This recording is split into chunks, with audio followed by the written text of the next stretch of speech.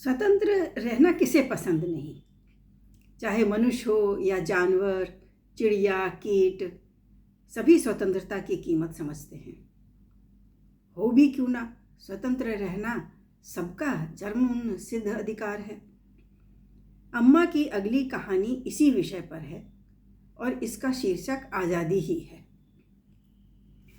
बांके बिहारी वर्षों से सेठ घनश्याम व्यास के यहाँ मुनीमगिरी करते थे।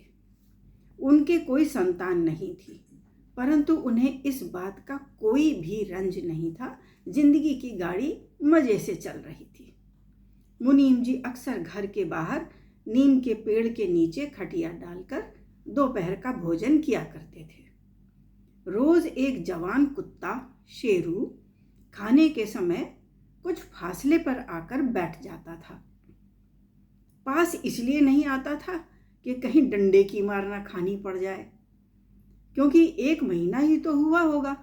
उसने खटिया के पास आने की हिम्मत जुटाई तो मुनीम जी ने कसकर उसकी पीठ पर 2 डंडे जमा दिए। तब से शेरू ने कभी पास आने की हिम्मत नहीं की।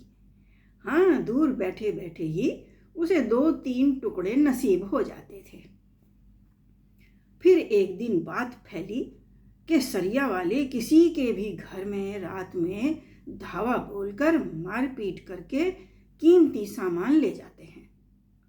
इसलिए मुनीम जी पत्नी से बोले, शेरू को लालच देकर जंजीर में बांध लेंगे, वह कम से कम रात को रखवाली तो करेगा। मुनीम जी की थाली में उस रोज दही, पुलाव, पूड़ी, हलवा थे। आज मुनीम जी की शेरू पर विशेष कृपा थी। पूड़ी का एक टुकड़ा खटिया के बिल्कुल समीप डालकर शेरू शेरू कहकर उसे बुलाने लगे। शेरू की नाक पकवानों की सुगंध से भरी जा रही थी। उसने बड़े दीन भाव से मुनीम जी की ओर देखा। शेरू कुछ देर अपने स्थान पर बैठा रहा, फिर अचानक आया और पूड़ी का टुकड़ा सूंघकर वहां से दूर भाग गया। शायद शेरू को आभास हो गया था कि आज वह गुलामी की जंजीर में जकड़ा जाएगा। वह आज़ादी की कीमत जानता था। शेरू को फिर कभी मुनीम जी ने वहां नहीं देखा। इस प्रकार कहानी है तो शेरू कुत्ते की, परंतु मनुष्यों को सीख दे रही है कि लालच के चक्कर में सूझबूझ को नहीं खोना चाहिए।